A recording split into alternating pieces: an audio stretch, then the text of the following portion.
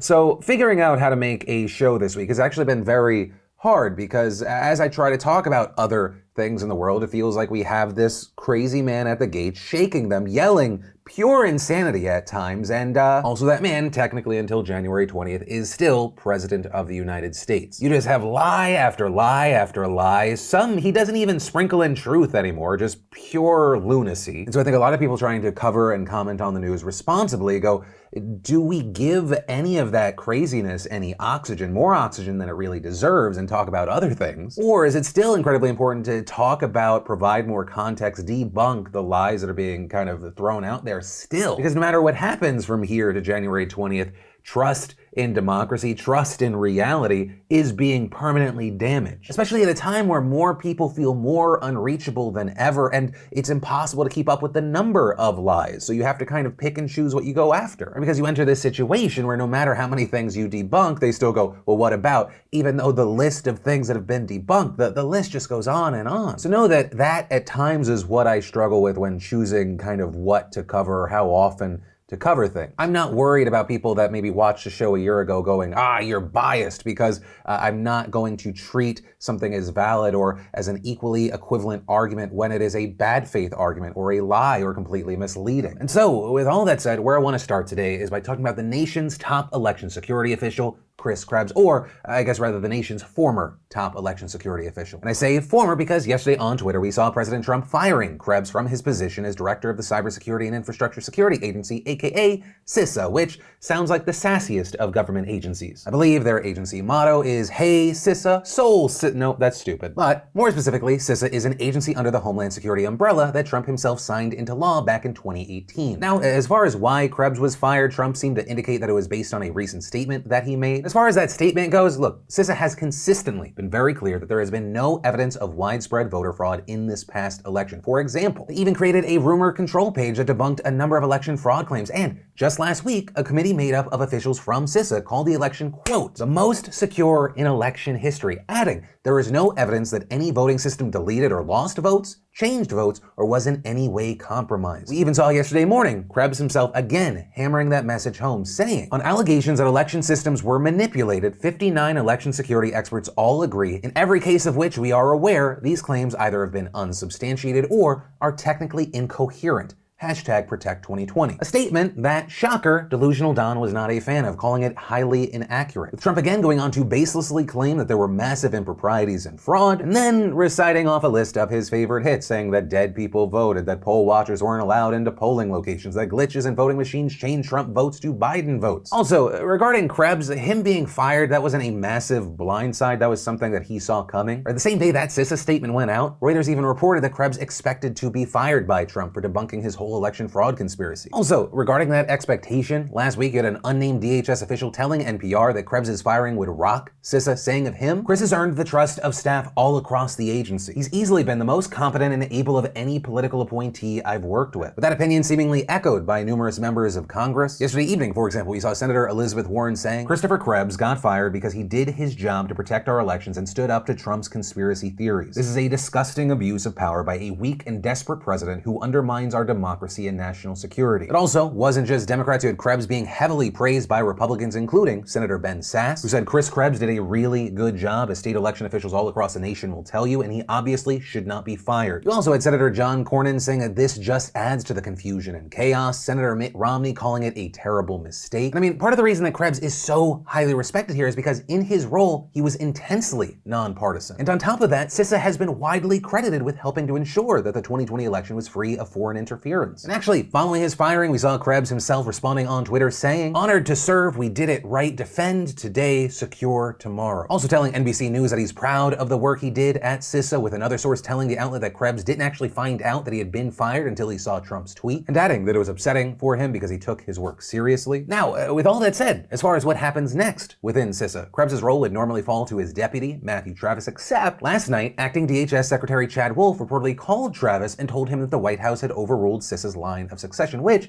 is also why from there we saw Travis resign, with Trump now designating CISA Executive Director Brandon Wales as the agency's new acting director. But also, look, it's not just Krebs and Travis. Last week, CISA's Assistant Director Brian Ware, he handed in his resignation, with it being reported that the move came after the White House specifically asked for his resignation. And really, I mean, all of this can be best summed up by Adam Kinzinger, who's a GOP representative from Illinois who earlier today described all of these firings as a loyalty purge by the White House. But also, I mean, like we've talked about before, this isn't just about Trump trying to fire anyone that's not parroting him and saying what he likes. He's been lying and lying and lying. His campaign's filed a ton of lawsuits aimed at overturning the results of the election. And I mean, really here, the strategy appears to be throw as much shit against the wall and see what maybe sticks. Which, surprise, surprise, that isn't working out well for him. And as Harvard Law School professor Nicholas Stephanopoulos told reporters earlier this week, there have been something like 30 or 40 of these lawsuits filed in Michigan, Pennsylvania, Nevada, Arizona, Georgia, and so on. And noting, to this point, dozens of defeats have piled up for the Trump campaign. Right, but it goes even further than that, because it's not just that major losses are piling up. I mean, the Trump campaign's been dropping some cases as well because they pretty much have zero chance of standing up in court. And all of this happening while lawyers and in fact entire law firms who have been bringing these cases up for Trump are withdrawing from the legal fights, leaving his campaign scrambling to fill those spaces in key suits with Rudy Giuliani. Or, in fact, a lawyer who said a few weeks ago that Biden had won and that lawsuits will not reverse this election. And I mean, just yesterday we saw two more massive losses for the Trump campaign. The first being in Pennsylvania, where the state Supreme Court ruled 5-2 to strike down yet another Trump lawsuit. And actually, this case, which was brought against Philadelphia's election board, is one that we talked about last week. Right, in that, the Trump campaign alleged that Republican observers watching ballots being counted in Philadelphia were kept 15 to 18 feet away from the election workers, which they claimed was too far away to see if there were irregularities in the process. What we saw happen is a lower court denied that request, the Trump campaign appealed it, an appeals court ruled in favor of them and allowed the observers to stand 6 feet away as long as they abided by COVID-safe guidelines like wearing masks. The election board then appealed that decision to the state Supreme Court, which ultimately upheld the first court's decision. And saying in that decision they ruled that Philadelphia's election protocols were set up with, quote, careful consideration of how it could best protect the security and privacy of voters' ballots, as well as safeguard its employees and others who would be present during a pandemic for the pre-canvassing and canvassing process. Also noting that observers were directed to do just that, right? Observe the process, not audit the ballots for irregularities. And noting they were very much able to observe election workers performing their duties as required at the safe 15 to 18 foot distance. But from that, let's take a second to pay the bills and thank the fantastic sponsor of today's show, Keeps. 2 out of 3 guys will experience some form of male pattern baldness by the time that they're 35. Everyone's got that brother, uncle, that friend dealing with hair loss, and if you don't want to go down that road, you don't have to just sit idly by, because Keeps helps you stop hair loss before it's too late with their scientific and affordable approach to treatments that are up to 90% effective at reducing and stopping further hair loss. And Keeps offers generic versions of the only 2 FDA-approved hair loss products that are out there. So, in fact, some of you may have already tried them before, but probably never at this price. Which, on that note, fantastically, for a limited time, you beautiful bastards can get 50% off your order. It's simple. You don't have to go to the doctor's office for the prescription. You get a great price, and you get these products delivered directly to your home. So, if you're ready to take action and prevent hair loss, go to keeps.com/DeFranco, or just click that link in the description down below to receive 50% off your first order. But now back to the show. While obviously in Pennsylvania that was a huge loss for the Trump campaign, we also saw a second major upset yesterday, though it didn't actually come from a legal case, but rather a decision made by an election board in Wayne County, Michigan, which is home to Detroit. Right, because there you had 2 Republican members of the election board, Monica Palmer and William Hartman, refusing to certify the election results, with them arguing that some precincts in the county, specifically in Detroit, that the number of recorded votes did not line up with the number of voters who were listed as having shown up to vote. But also, notably, you had a lot of people pushing back against this heavily, including the Michigan Secretary of State, Jocelyn Benson, and other top officials, who pointed out that most of these discrepancies at the precincts involved a very small number of ballots, noting that these small blips likely just stemmed from easily explained situations like a voter leaving a long line or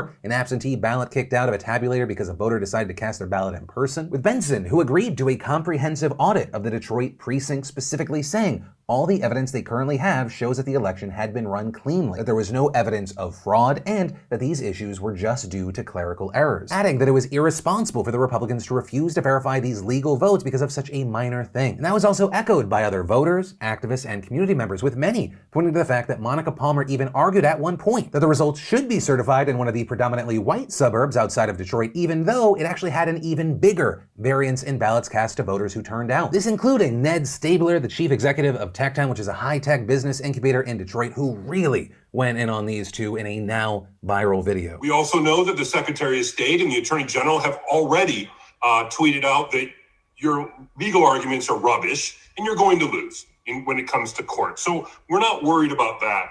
at all. I'm also not worried about any of your, things are bad so we can't certify arguments, because that's just ridiculous. You certified in August when they were worse. Less than 50% of the ballots are recountable. Now over 72% are. 58% of them are even balanced when it was less than 30% last time. So it's doubled. It's gotten way better because the Secretary of State actually jumped in and did her job, unlike you. But I know it's not going to change your opinion.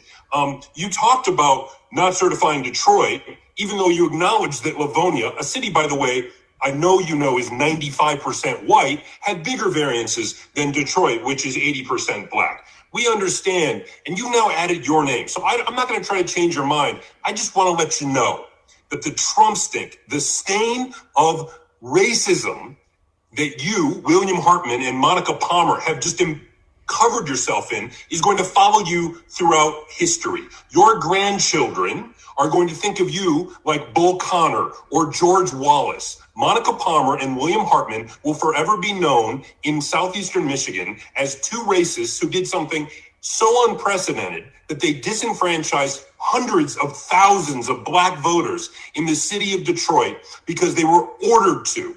Probably, I know, Monica, you think Q told you to do it or some other crazy stuff like that. But just know when you try to sleep tonight, that millions of people around the world now on Twitter know the name Monica Palmer and William Hartman as two people completely racist and without an understanding of what integrity means or a shred of human decency. The law isn't on your side, history won't be on your side, your conscience will not be on your side, and Lord knows, when you go to meet your maker, your soul is going to be very, very warm. And actually, what we ended up seeing is because of this massive backlash from Stabler and others, we actually saw the two Republicans reversing their decision and agreeing to certify the results. Right, so just another massive loss for Trump, who had actually just taken to Twitter to praise the Republican board members' initial decision, writing, "Having courage is a beautiful thing to," I guess, just interject here, "courage to disenfranchise hundreds of thousands of predominantly black voters? Cool. That's great." But also, as far as Trump's reaction after the reversal, another shocker. He was not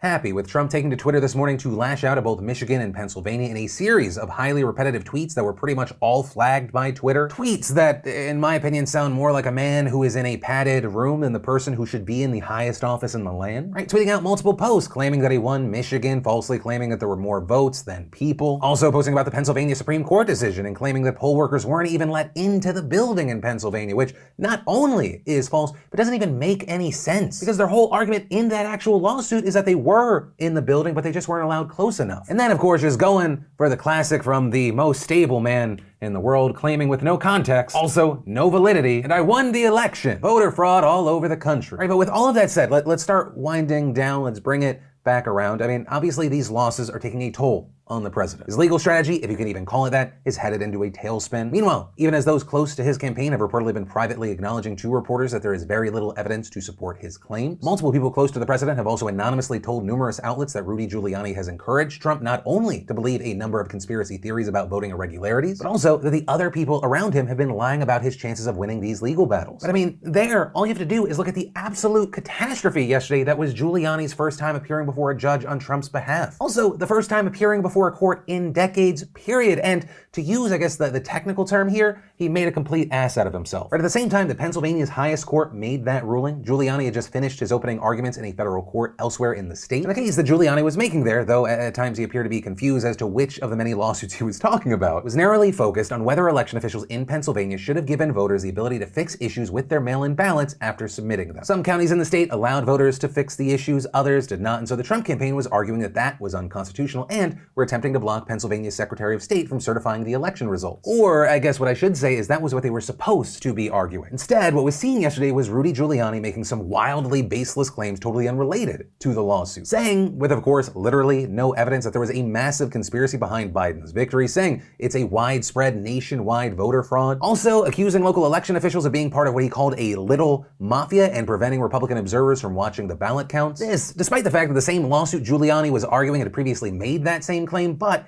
There, the lawyers who were running the case until Giuliani took the reins dropped that part because they knew that it would not hold up. And then, actually, when questioned by the judge as to whether Giuliani was bringing new claims of fraud that were not mentioned in the suit at hand, he then admitted it wasn't a fraud case, but continued to complain about the fraudulent process, which resulted in the judge responding, "So you were alleging a fraud," and then telling Giuliani such claims would need a higher standard than just baseless suspicion to make a real case. But, I mean, that utterly embarrassing showcase and all of Trump's other losses haven't stopped the Trump campaign from filing more absolutely bonkers lawsuits. I mean, just yesterday in Nevada, the campaign literally asked to be declared the winner of the election in Nevada. Or, alternatively, if that does not work, because usually judges don't go, "Okay, you know what, I'm feeling kind of bad for you, you can win a whole election." The Trump campaign wanting the results to be annulled so that no winner is certified by the elections board. With that lawsuit claiming, again without evidence, that fraud and abuse renders the purported results of the Nevada election illegitimate. Going on to make claims that a signature verification machine in Clark County, the most populous county in Nevada, was flawed. Also claiming that poll watchers were denied meaningful access to the ballot counting process, which, I mean, once again, does not appear to be a valid argument. And you even had a Clark County election official saying that the Trump campaign inaccurately described these claims, noting that regarding both issues, state and federal courts have already rejected their allegations. But now, with all that said, there may be this question that's actually been in your head for a while now. How long will we have to deal with this? Will they keep doing this garbage until Inauguration Day? Well, I've said in the past, pre and definitely even more in the post-election, you should expect everything to be chaotic, a lot of flailing, a lot of damage to be done. For a number of the specifics that we're talking about today, there is a legal stopping point on December 8th, right? Because December 8th is what is known as the safe harbor deadline, which is the date by which all legal challenges and recounts must be settled and electors must be solidified by states. And while yes, Trump could still technically file a lawsuit after that, it would almost certainly be tossed out immediately. Also, another important thing to remember here is that even if he ends up winning some of these smaller lawsuits, right, just something tiny, they get to claim a win, it is extremely unlikely that he'll be able to overturn the will of the people. And that is where we are with all of this today. But the important thing I want to hit on there is that the work here is not done. Even with this president's super sloppy attempt at, I mean, I'm just gonna call it what it looks like, a sloppy attempt at a coup, taking L after L, it is incredibly troubling for the American democracy. Something that recently stood out to me was this tweet from Max Fisher. He writes a lot about the crumbling, the erosion of democracies internationally. And he said, "Whatever happens now, we may spend the rest of our lives dealing with the party-wide normalization of refusal to concede losses, refusal to transfer power, efforts to overturn election results, delegitimation of out-party governance," and noting it is very hard to unring this bell. And the only reason it feels like our democracy is not being completely shattered in this moment is that there are still enough people willing to put country over party. Just enough, and that in itself is incredibly concerning. And it really becomes a question of, will it just get worse from here, or will things calm down? Because, you know, I mean, for example, just to note something from a new Reuters Ipsos poll that was released today, about half of all Republicans believe President Donald Trump rightfully won the US election, but that it was stolen from him by widespread voter fraud that favored Democrat President-elect Joe Biden. Which, I mean, you could read one of two ways. One, that is a hell of a lot of people. But also two, that is a hell of a lot less than what I think a lot of people thought it would be. Right, for the past 4 years, Donald Trump has enjoyed one of the highest favorability ratings in the Republican Party. So there is a potential argument to be made here that more people are actually reachable than what you might think, and that Donald Trump's fire hose of misinformation and lies might actually have a more limited audience, at least than expected. But of course, you have to keep in mind that things can change over the years. I mean, just think of where the political conversation was just 4 years ago compared to what has been normalized now. But yeah. That's where I'm going to end this one. I apologize to anyone that was hoping for something light and maybe celebrity focused, but you know, there's a time and a place, and kind of like I touched on in the beginning here, it just didn't feel right today. And of course, as always, thank you for being a part of these daily dives in the news. I appreciate you being here. Also, if you're looking for more to watch, maybe you missed yesterday's Philip DeFranco show, you should definitely check that out. Or maybe you need something different. I have a brand new conversation with Justine that dropped today at youtube.com/ACW. And click or tap right there, or it's in the description down below. But either way, of course, as always, my name's Philip DeFranco. You've just been filled in. I love yo faces, and I'll see you tomorrow.